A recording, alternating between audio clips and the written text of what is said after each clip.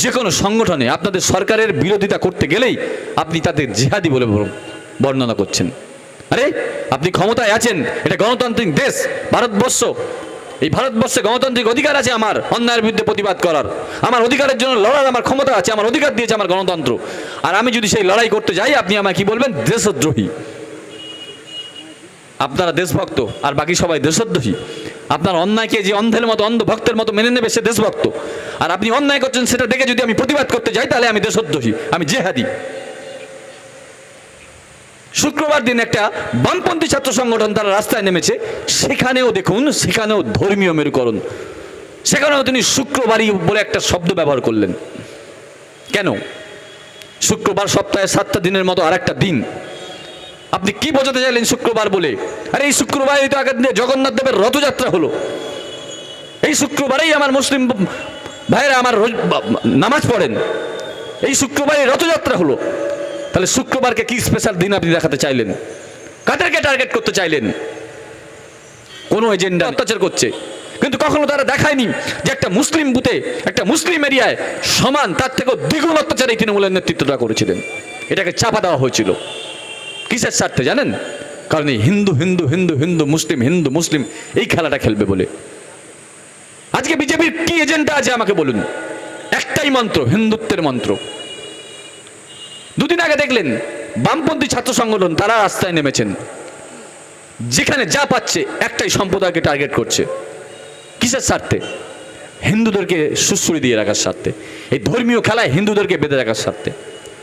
আগামী দিনে আমার হিন্দু ভাইরা জাগবেন, বুঝতে শিখবেন যে ধর্ম ধর্মের জায়গায়, মন্দির মসজিদে ধর্ম হবে। যখন পেটে টান পড়বে তখন বুঝতে পারবেন আস্তে আস্তে। কি প্রতিশ্রুতি দিয়েছিলেন আপনারা?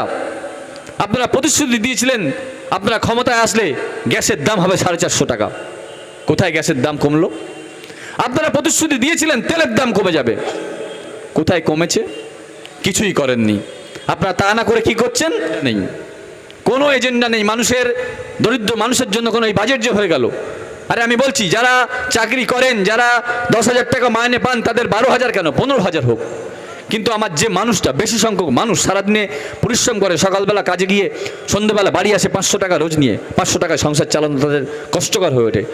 তাদের জন্য 200 টাকা কোথায় রোজটা বাড়ানোর চিন্তা ভাবনা তো করলেন না।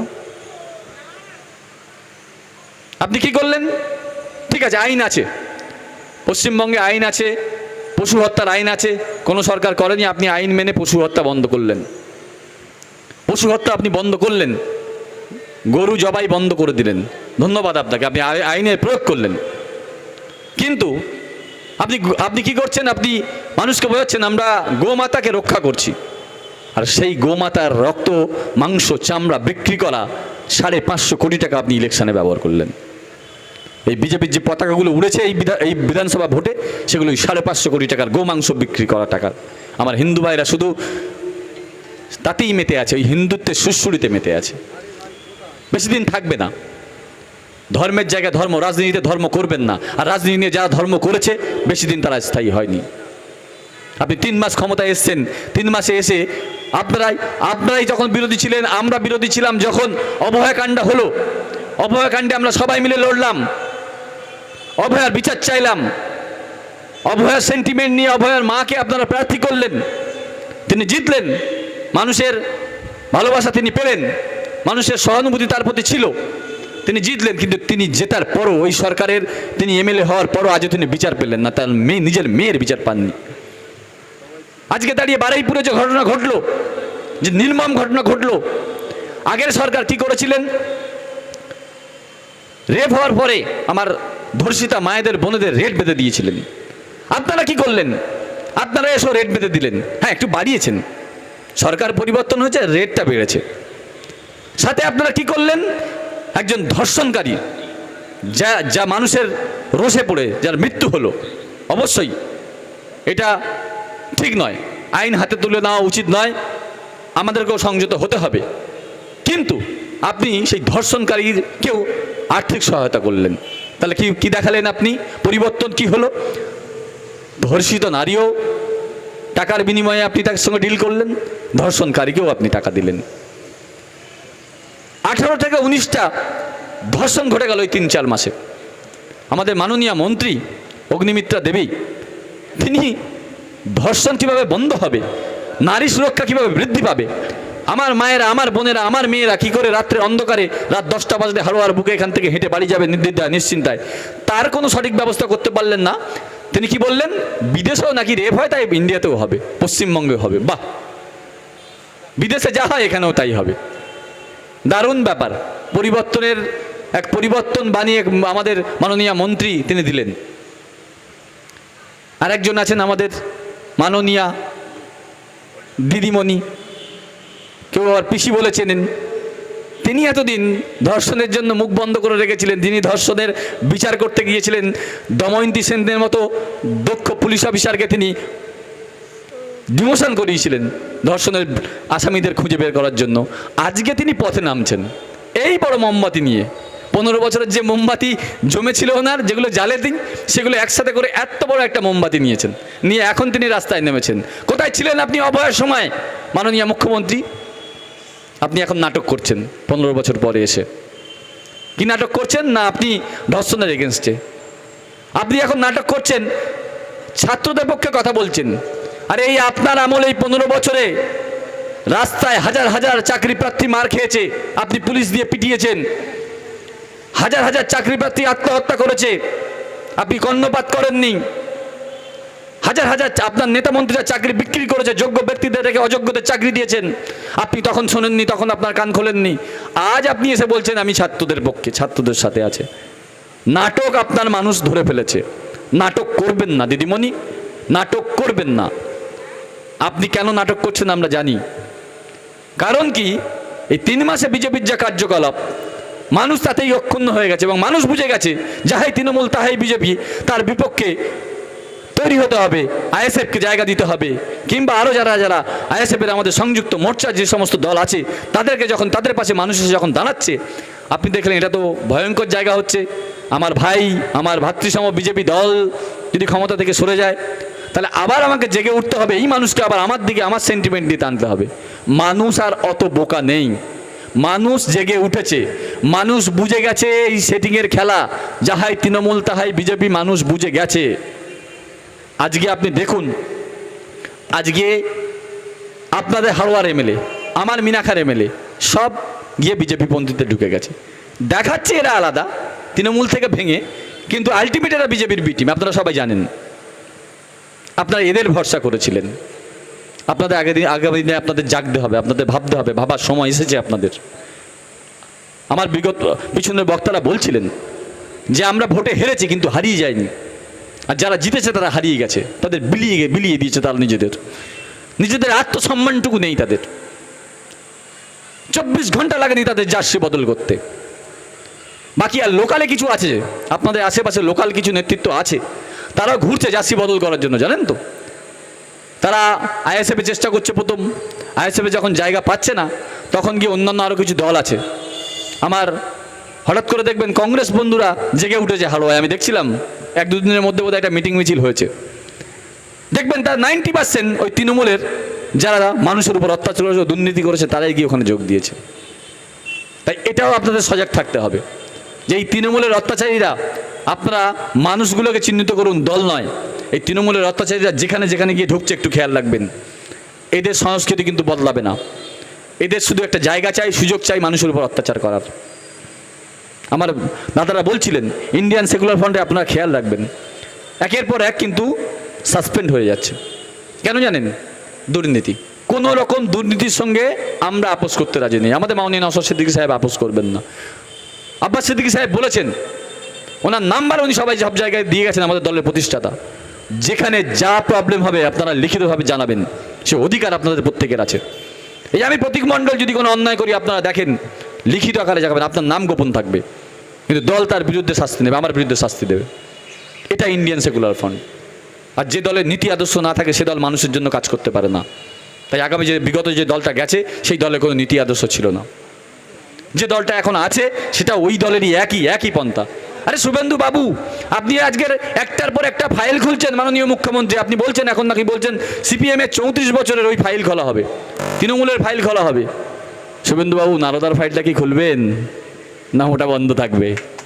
খুলুন না, আপনি 34 বছরের সিপিএমের ফাইল খুলুন, 15 বছরের তৃণমূলের আমল ফাইল খুলুন, আমাদের মাননীয় নওশাদ সিদ্দিকী 5 বছরের এমএলএ ওনার ফাইলটাও খুলুন যদি কিছু থাকে। কিন্তু প্লিজ আপনার কাছে হাত জোড় করে অনুরোধ করছি না, ওনার ফাইলটা একটু খুলবেন, আমরা দেখব সেই ফাইলে কি আছে, সেই ফাইলে কি বেরোয়। কি বলেন, তদন্ত যদি হয় সবটা হওয়া তো উচিত নাকি? আমি শুভেন্দু অধিকারী, আমি হাত পেতে ক্যামেরার সামনে টাকাটা নিয়েছিলাম, আজকে আমি বিজেপির ওয়াশিং মেশিনে ঢুকে আমার সব মুছে গেছে, এটা তো চলতে পারে না, এটা তো হতে পারে না। কিন্তু আজকে আমার বিজেপির বন্ধুদের আমি বলবো, আপনাদেরও ভাবার সময় এসেছে। আজকের মাননীয় ফিরাদ সাহেব কিছুদিন আগে বলেছিলেন যারা বিজেপি করে তারা ডট ডট ডট ডটের বাচ্চা। বললাম না আর উল্লেখ করলাম না, শিক্ষিত ছেলে তাই বলতে বাধা লাগলো, সভ্য সমাজে এটা বলা যায় না, যারা বিজেপি করে তারা ড্যাশ বাচ্চা। আজকে তিনি বিজেপির মঞ্চে তাকে ডেকে নিয়ে পুষ্পস্তবক দিচ্ছে, আর আমার হিন্দু ভাইরা যাদেরকে দেশের বাচ্চা বলেছিল তারা কি সুন্দর হাততালি দিচ্ছে। সব ভুলে গেছেন, সব ভুলে গেছেন, এত তাড়াতাড়ি ভুলে গেলেন। আপনাদের যে ধর্মীয় সুশ্রুতি যে খেলাটা হচ্ছে আপনাদের ভাবা উচিত। শুনুন, রাজনীতিতে ধর্মের কোনো জায়গা নেই, এখানে কে হিন্দু কে মুসলিম কারোর জায়গা নেই। হিন্দুরা তার মন্দিরে গিয়ে পুজো করবে, আমার মুসলিম ভাইরা তার মসজিদে গিয়ে নামাজ আদা করবে, আমার খ্রিস্টান ভাইরা চার্চে গিয়ে জিসাস খ্রিস্টের জন্য প্রার্থনা করবে। এটাই আমাদের ধর্মের জায়গা। আর রাজনীতি হবে মানুষের জায়গা, মানুষের স্বাস্থ্যের জন্য, মানুষের খাদ্যের জন্য, মানুষের কর্মসংস্থার জন্য, মানুষের রুটি রুজির জন্য আমরা লড়াই করব। এবং সেখানে কে হিন্দু কে মুসলিম কে খ্রিস্টান কে তপশিলি কে আদিবাসী এসব দেখার জায়গা নেই। মানুষ আমরা, আমাদের একটাই পরিচয়, আমরা মানুষ।